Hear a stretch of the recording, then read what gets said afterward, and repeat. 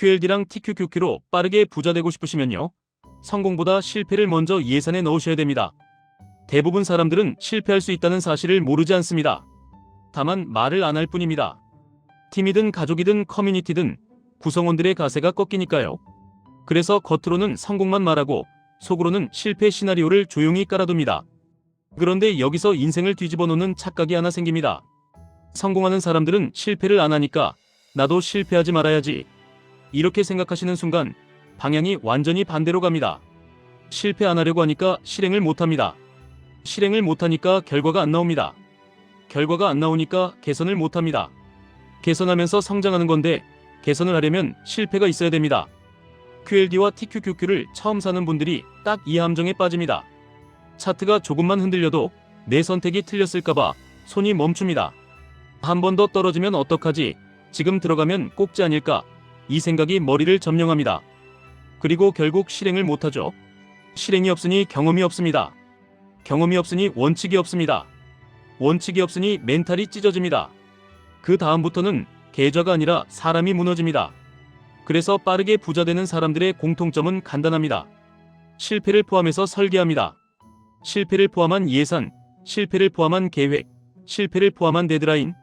이게 기본입니다. 첫 방에 성공하는 건 그냥 없다고 보는 게 속편합니다. 여기서 QLD와 TQQQ의 본질을 정확히 짚고 가셔야 됩니다. QLD는 나스닥 100을 2배로 추종하는 상품이고 TQQQ는 3배로 추종하는 상품입니다. 2배, 3배라는 말은 달콤하지만 그만큼 흔들림도 커진다는 뜻입니다. 수익이 커질 수 있다는 말은 손실도 커질 수 있다는 말입니다.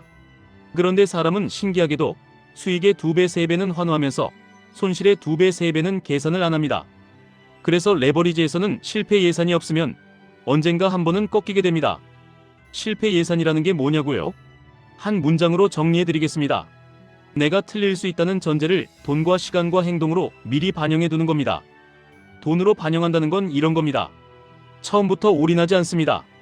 분할로 들어갑니다. 현금을 남깁니다. 그리고 추가 매수의 탄약을 미리 정해둡니다. 내가 지금 들어가는데 바로 떨어질 수 있다. 이걸 당연하게 생각하고 그 시나리오에서 내 손이 움직이도록 설계해두는 겁니다. 시간으로 반영한다는 건 이런 겁니다.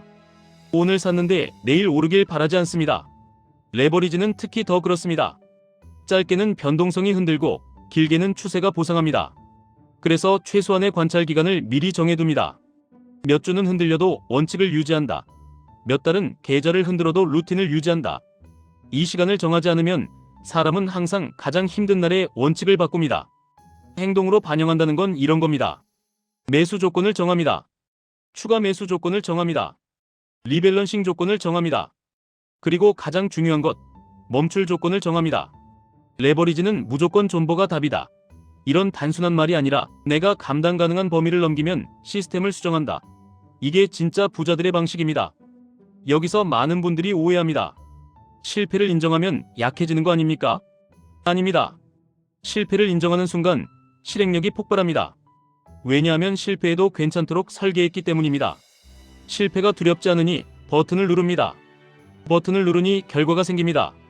결과가 생기니 개선이 됩니다. 개선이 되니 반복이 됩니다. 반복이 되니 결국 승률이 아니라 누적 승리로 이깁니다. QLD와 TQQQ로 이걸 어떻게 적용하느냐? 여기서부터가 실전입니다. 먼저 마음가짐부터 바꾸셔야 됩니다. 레버리지 투자는 정답 맞추기 게임이 아닙니다. 확률 게임입니다. 그리고 확률 게임의 핵심은 한 번의 승패가 아니라 규칙을 지키는 반복입니다. QLD는 기본 엔진으로 쓰는 분들이 많습니다. 2배 레버리지는 3배보다 덜 거칠고 장기 추세를 타기 상대적으로 편합니다. TQQQ는 부스터입니다. 추세가 살아있을 때는 성과가 빠르게 붙지만 흔들릴 때는 멘탈을 테스트합니다. 그래서 빠르게 부자 되는 사람들은 둘을 감정으로 섞지 않습니다. 역할로 섞습니다. QLD는 지속, TQQQ는 공격, 그리고 현금은 방어. 이 세 가지를 역할로 구분하면 레버리지의 공포가 줄어듭니다. 두 번째로 실패를 포함한 계획을 만드셔야 됩니다. 처음부터 이렇게 생각하셔야 됩니다. 내 첫 매수는 틀릴 수 있다. 내 두 번째 매수도 틀릴 수 있다. 내 세 번째 매수도 틀릴 수 있다. 그런데도 괜찮다. 왜냐하면 나는 네 번째 매수까지 예산을 이미 짜놨기 때문이다. 이게 실패를 포함한 계획입니다. 예를 들어서 QLD를 처음 담으실 때 한 번에 끝내지 마십시오. 일단은 작은 비중으로 시작해서 내 손이 레버리지를 버티는지 확인하셔야 됩니다. 레버리지는 차트가 아니라 사람의 내구도를 먼저 테스트합니다. 같은 하락을 봐도 어떤 사람은 잠을 자고 어떤 사람은 손가락이 떨립니다. 내가 어느 쪽인지 확인하지 않고 금액부터 키우면 그건 투자가 아니라 사고입니다. 그래서 첫 단계는 적응입니다. 작게 들어가서 하락을 일부러 경험해 보셔야 됩니다. 이때 실패 예산이 진가를 발휘합니다. 떨어져도 내가 할 일이 정해져 있으니 공포가 줄어듭니다. 공포가 줄어드니 차트를 덜 봅니다. 차트를 덜 보니 충동 매매가 줄어듭니다. 충동 매매가 줄어드니 레버리지의 핵심인 추세를 타는 시간이 늘어납니다. 세 번째로 실패를 포함한 데드라인을 잡으셔야 됩니다. 이 말이 굉장히 중요합니다. 사람은 기한이 없으면 영원히 준비만 합니다. 실패가 무서운 사람일수록 준비라는 이름으로 도망을 칩니다. 그래서 데드라인이 있어야 합니다. 나는 이번 달 안에 QLD를 시작한다. 나는 이번 분기 안에 TQQQ를 실험 비중으로 넣어본다. 나는 다음 하락 구간에서는 추가 매수 루틴을 실제로 실행한다. 이렇게 기한을 정해두면 사람이 움직입니다. 그리고 여기서 또 하나의 포인트가 있습니다. 데드라인도 실패를 포함해야 됩니다. 예를 들어서 나는 이번 달에 시작했는데 시장이 흔들린다. 그럼 끝났나? 아닙니다. 그 흔들림까지 포함한 계획이었으면 데드라인은 실행의 마감일이지 수익의 마감일이 아닙니다. 실행을 했으면 성공입니다. 그 실행을 데이터로 만들면 더 큰 성공입니다. 레버리지에서 진짜 무서운 건 하락이 아닙니다. 내 원칙이 한번 깨지는 순간입니다. 한번 깨지면 두 번째는 더 쉬워집니다. 그리고 어느 날 손절해야 할 때는 못하고 버텨야 할 때는 던집니다. 이게 레버리지 투자자들이 망하는 전형적인 흐름입니다. 그래서 실패를 포함한 예산을 이렇게 잡으셔야 됩니다. 첫째, 분할 횟수를 미리 정합니다. 둘째, 각 분할의 간격을 미리 정합니다. 셋째, 남길 현금의 최소치를 미리 정합니다. 넷째, 추가 매수의 조건을 미리 정합니다.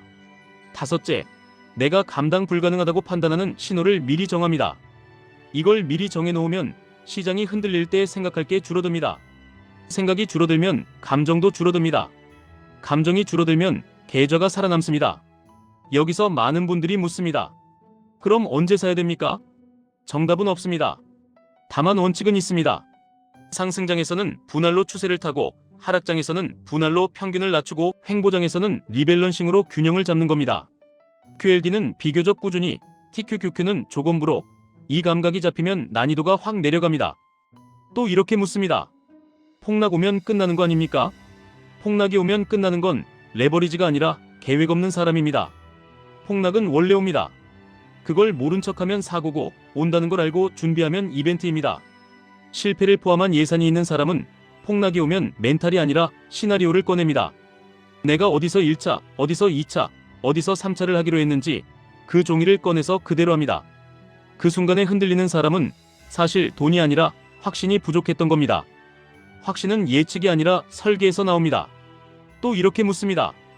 QLD만 해도 되지 않습니까? 해도 됩니다. QLD는 2배 레버리지라서 장기 추세에 더 친화적인 편입니다. 다만 빠르게 부자 되고 싶다는 목표가 강할수록 사람은 욕심이 올라옵니다. 그 욕심을 TQQQ로 풀려는 순간이 옵니다. 그때 중요한 건 TQQQ를 악마로 보지도 말고 구세주로 보지도 말라는 겁니다. 도구로 보셔야 됩니다. 도구는 쓰는 사람이 설계를 안 하면 손을 다치게 합니다. 또 이렇게 묻습니다. 3배는 너무 위험해서 못하겠습니다. 그 판단이 맞을 수도 있습니다. 레버리지는 결국 성향 게임입니다. 본인이 잠을 못 자고 가족에게 예민해지고 일에 집중이 무너지면 그건 수익률 이전의 삶의 손실입니다. 그래서 실패 예산에는 수익률 말고 생활 지표도 들어가야 됩니다. 수면, 감정, 가족, 업무, 건강.